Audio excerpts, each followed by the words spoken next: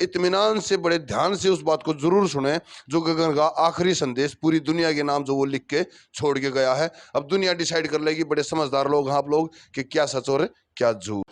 देखिए, हमारा हर एक बात को क्लियर करना ही हमारा उद्देश्य होता है और निष्पक्ष रहकर ही बात करनी कर सकते हैं। तो निष्पक्षता की जब बात आती है तो एक पर्सन जरूर जो हमारे जहन में और शायद आपके में भी होगा कि उस ऑडियो में जो गगन ये मेंशन कर रहा है कि 5 आदमियों को मारने के लिए भेजा, तो उसकी कितनी सच्चाई इस बारे में पूछेंगे। तो सर किसको भेजा था, कैसी कहानी हुई थी ये? हमने किसी को क्यों भेजना था? वो मेरा लाल था, मैं कैसे भेज सकता हूँ? लेकिन उसकी पहले वाले दुकानदार से जिसकी इसने दुकान खाली की है, उससे तू मैं वही बाजार में। तो वो 5 आदमी उसकी दुकान पे गए थे। फिर वो वहाँ उसकी दुकान बंद थी, तो फिर वो मेरी दुकान पे आए। तो मैंने उनको हाथ जोड़ के विनती की, कोई बात नहीं बेटा मेरा है, अगर उससे कोई गलती होगी है तो मुझे माफ़ी दे दीजिए। और वो चुपचाप चले गए। तो ये वो 5 आदमियों का किस्सा है, और कोई 5 आदमी नहीं। अगर उनके पास सच्चाई है तो 5 आदमी को पेश करें, और मेरी सच्चाई है तो मैं 5 आदमी पेश कर देता हूँ। भाई वो कौन थे? बिल्कुल जायज बात है जी, बिल्कुल जायज बात है कि किसी के दर्द को और किसी की एक सच्चाई को घुमा के पेश करना ये अच्छी कला की। तो सर एक चीज समझ नहीं आती यहाँ पे कि वो 5 आदमी, वो दुकानदार है, वो जब खाली कर दिया उनकी, तो उनका उनके पास जाने का और आपके हाथ जोड़ने का क्या कारण रहा, क्या औचित्य था, क्या बात थी वो? उन्होंने मुझे बताया, एक तो लड़का दुकान खाली करने के बाद सफाई नहीं करके आया, और दूसरे नंबर हमारा कुछ किराया रह गया। मैंने कहा देखो, किराए का तो तुम लोग पहले खाली करवाते, एक दफ़े उसका किराया ले लेते। अब आपकी गलती है या किस कारण से, या कोई आपके हिसाब किताब में कोई गड़बड़ होगी तभी उसने नहीं दिए और आपने भी खाली करने दी। रही बात सफाई की, सफाई उसका फ़र्ज बनता है, चलो वो नहीं करके आया तो मैं करवा देता हूँ। इसलिए मैं आपसे हाथ जोड़ के विनती करता हूँ कि आपकी दुकान की सफाई मैं करवा दूंगा। रही बात किराए की, वो एक बार उससे सामने आमने हो लो, उसके बाद नहीं तो किराया मैं दे दूंगा। इस वजह से आए थे।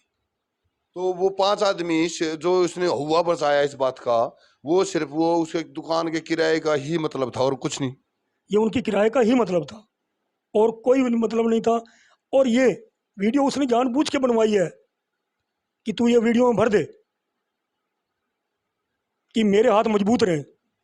नहीं नहीं सर, इसमें वो मजबूत हाथ वीडियो से नहीं होंगे, मजबूत हाथ होते हैं एविडेंस से।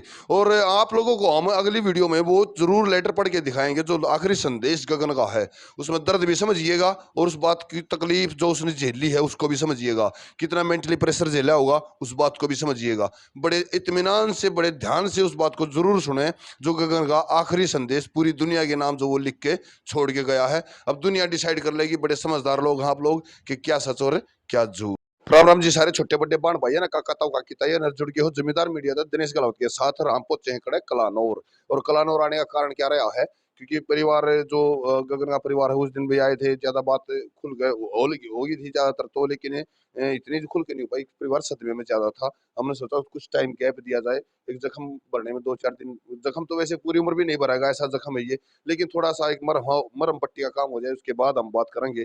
और बात करने भी आज जब पहुंचे हैं तो ये क्यों पहुंचा गया है, क्योंकि जो उसने एक दो उल्टे सुल्टे जो उनकी तरफ से आरोप लगाए गए हैं, हम उनकी भी क्लियरिटी चाहेंगे और इस परिवार से भी पूछेंगे कि ये आगे प्रशासन से क्या चाहते हैं। तो ये है गगन के पिताजी। तो सबसे पहले जी राम राम। राम राम। जी वो के मैंने पूछना जी एक सवाल खास।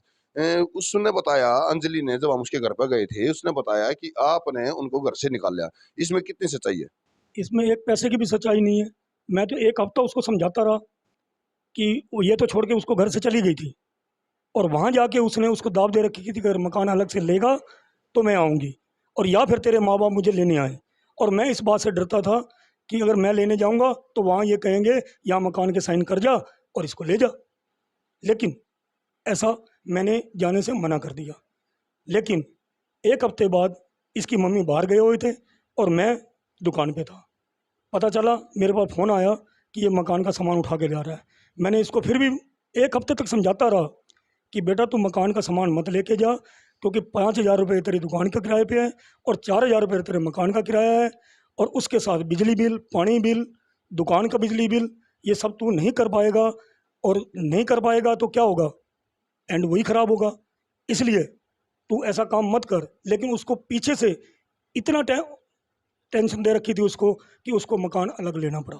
खैर वो तो जी जो हमने ऑडियो सुनी है और इन भाइयों ने भी सुनी है, बहनों ने भी सुनी है, जो उनकी सास जमाई की जो बात हो रही है, तो उसमें लग रहा है कि हाँ बच्चा कितने प्रेशर में है। बस ये बात यहाँ हो जाती है कि उस बच्चे ने आपको प्रेशर कभी दिखाया नहीं, आपको कभी शो नहीं होने दिया, और अगर जो शो कर देता तो शायद परिवार में आज वो हमारे बीच में भी होता।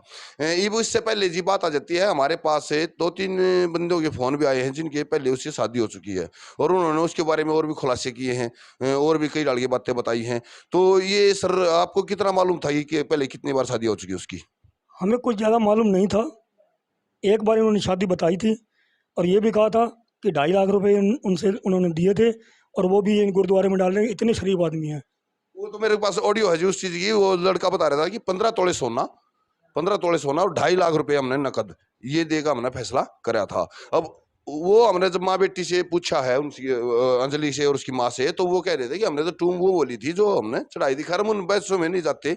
अब इसके बाद बात आ जाती है सर, सीधी सी बात है, आपका पूरा परिवार बैठा हुआ है, हमारा ये इनके दादाजी भी हैं और ये ताया जी भी हैं, और आप भी हो। तो अब तक जब ये हादसा घटा, जब हमारा भाई गया, उसने सुसाइड नोट जो लिख के वो गया है, उसके बाद में जब उनको मैसेज किया गया कि ऐसे-ऐसे घटना घट गई है। तुरंत तुरंत, हालांकि मैं होश में नहीं था, लेकिन मेरे को बाद में बताया गया कि उनको फ़ोन कर दिया गया। मैंने पूछा कि उनको फ़ोन कर दिया है?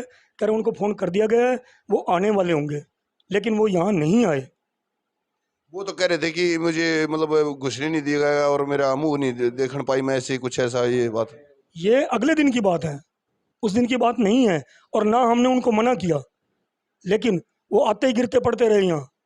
लेकिन हम तो अपने अपने हमें को अपना होश नहीं था, दूसरों से हम क्या बात करेंगे? अगर हमारे साथ उनकी कोई बात हुई हो तो उसको जाहिर करें। देखिए आप बहुत समझदार हैं, और जनता जनार्दन होती है, परिवार के में बात करने से समाज आईना होता है जी। जो बात ये कर रहे हैं, जो बात वे कर रहे हैं, आपने दोनों पक्ष सुने हैं, दोनों पक्षों को आपने देखा है, इनसे अलग एहसास हो जाता है, अलग लग जाता है कि कौन सच्चा है कौन झूठा। आप इतने समझदार और बुद्धिजीवी हो, इस बात का फैसला खुद कर लेंगे। दूसरी बात आ जाती है कि सर अब सुसाइड नोट जब वो लिख के गया है, और 306 में मुकदमा दर्ज हुआ है, 306 में हुआ सर, हाँ जी, 306। 306 में। तो उसके बाद में जब हमारे प्रशासन के हाथ में एक सबूत है, तो गिरफ्तारी वगैरह कुछ अभी तक हुई नहीं है। तो आप प्रशासन से क्या कहना चाहोगे, और क्या इस बारे में आप सरकार से उम्मीद रखते हो? मैं तो यही उम्मीद रखता हूँ, देखो सरकार सबसे बड़ी होती है, सबको इंसाफ मिलना चाहिए। हम तो चाहते हैं कि इंसाफ मिले, बस, और कुछ नहीं चाहते हम। और किसी का बच्चे को कुछ ना हो। अब आप समझिए, छोटी सी बात मैं जरूर रखूंगा अपनी तरफ से। देखिए इस बात का फैक्ट समझिएगा, परिवार जो हमारे गिनती में आए हैं 3, गोविंद गौरव जो आशी से है, इंदिरा कॉलोनी से मोहित, और ये कलानौर से गगन। ये 3 परिवार हमारे सामने आए हैं, सामने नहीं कह सकते लेकिन फोन पे बात हुई है, और ये आया है कि हाँ इनके घर शादी हुई। अब आप इस बात को समझिए कि हर परिवार में कम से कम भी हम एवरेज लगा कर चलें तो 4 बंदे लगा लीजिए आप, 5 भी मत लगाइए, सिर्फ 4 ही लगाइए। 4 तिये 12, गिनती के हिसाब से 12, यानी कि 12 ये 12 बंदे खराब और 2 बंदे ठीक। How is that possible? आप समझदार हैं, खुद समझिएगा इस बात को। दूसरी बात, जो प्रशासन से इनके पिताजी ने, गगन के पिताजी ने जो बात कही है, उस पर जरूर गौर फरमाया जाए। जब हमारे पास, प्रशासन के पास सबूत है, और हम आपको अगली वीडियो में वो जो उसके अंतिम संदेश है उस बच्चे का, लड़के का, गगन का, वो अंतिम संदेश भी हम आपको अगली वीडियो में पढ़ के सुनाएंगे, उस दर्द को समझना। और अगर उसको कुछ ऐसे दिक्कत थी परिवार से तो वो उसको भी मेंशन करता, लेकिन उसने जो बात कही है वे बात बड़ी दर्दनाक है, बड़ी दर्द देने वाली बातें हैं, वे तकलीफ देती हैं दिल को। अभी ये माँ बाप जब उनको पढ़ते हैं, सर आपने पिछली बार भी बताया था कि हमको कुछ हमेशा अलग रहने लग गया था, हमको कभी उसने बताया नहीं, लेकिन चिट्ठी जो लिख के गया है उसके हिसाब से तो लग रहा है सर कि बहुत दर्द में झेल गए, उसने काफी दिन तक अपना माइंड प्रेशर झेल लिया है, और जब ये कदम उठाया है तो उसमें आपने कभी भी मतलब पूरे परिवार में किसी को भी, बहन को या भाई को, किसी को पता नहीं चला सर? अगर किसी को पता होता तब क्या बहनें रुक जाती? एक ही था उनका। सर प्लीज, हमारी संवेदना आपके साथ है, इस परिवार के साथ हैं। देखिए अब आप एक बात समझिए सर, नुका अगर अक माँ डांड होगी तो क्या अपने न खाओगी? हमने आज तक इस दुनिया में ऐसा कोई माँ बाप नहीं देखा है जो अपने बच्चे का बुरा चाहता हो। जो पिछली बार भी इन्होंने बताया और जो आज भी बात हुई है, वो एक ही बात है कि हमने वो अलग रहने लगे, फिर भी ये कही कि मत जा बेटे, कैसे खर्चा निकाल लगा, तू ऊपर अलग से रह ले। फिर वो ऊपर अलग तरह आया करता, जब भी वो कभी शांति से नहीं रहे सर। कभी भी शांति से नहीं रहे, फिर भी हम नहीं बोलते थे। आ रहे हैं, जा रहे हैं, कमा रहे हैं, खा रहे हैं, कोई बात नहीं, मेरे सामने आंखों के आगे तो बैठे हैं। लेकिन जब वो बाहर चला गया तो ये मना करती रह गई कि मत जाने दे उसको, मत जाने दे। आज ये गया तो फिर गया। तो मैं इसकी बात को थोड़ा सा नज़रअंदाज कर गया कि मैं तेरे को रोता नहीं देख सकता, इसलिए चलो कोई नहीं, वहाँ भी हम इसको देखते रहेंगे। लेकिन ऐसा नहीं हो पाया, उसको दाब देते रहे वो, और वो आगे से आगे निकलता गया। इस बात को समझिएगा, इसलिए बोलते हैं कि माँ की ममता अपरंपार होती है। माँ ने जो बात कही वो बात महसूस करिए आप, जो अंकल ने बताई है क्या, कि मत जाने दे इसको, अगर ये आज गया तो फिर गया, घर से मत जाने दो। इतना मनाया, 6-7 दिन तक मनाया, समझाया, बुझाया कि बेटा मत जा बाहर, मत जा बाहर, क्योंकि माँ को पहले दिख जाता है, माँ को पहले दिख चुका था कि आज बेटा अगर घर से बाहर जाता है तो फिर वापस नहीं आएगा, और वही सच्चाई हुई। अभी आप समझिए कि गौरव के भी मेरे पास फोन आए हैं, और उसका तहे दिल से शुक्रिया है जो इस इंसाफ की मुहिम में हमारे साथ जुड़े हैं। और ये इनके माता जी, चाची प्लीज़ प्लीज़ चाची, थोड़ी सी हिम्मत रखिए, और ये आप इन आंसुओं को समझिए जी, इन आंसुओं के दर्द को देखिए, इन आंसुओं को देख के ये अंदाजा लगाइए कि कौन से माँ बाप ऐसे चाहते हैं कि हमारा बेटा सुख से ना बसे।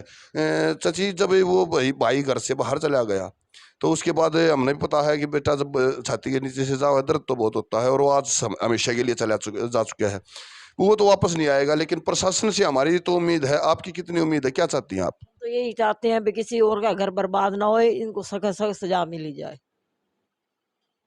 हमारा भी अनुरोध है प्रशासन से, हर तरह की जांच करके, हर फैक्ट को ध्यान में रख के जल्दी से जल्दी कार्रवाई करके, और जो दोषी हैं उनको अंदर डालने का काम अगर प्रशासन कर देता है तो ये कि माँ बाप का जो जख्म है इस पर मरहम लगाने का काम होगा, और इस मरहम से आगे आने वाली नस्लों को भी ये संदेश जाएगा कि किसी का बेटा या किसी की बेटी अगर कहीं गलत अत्याचार के साथ वो गुजरते हैं तो आगे ऐसा ना हो। और आगे पूरी अपडेट के लिए बने रहिएगा जमींदार मीडिया पे, दिनेश गलावत के साथ।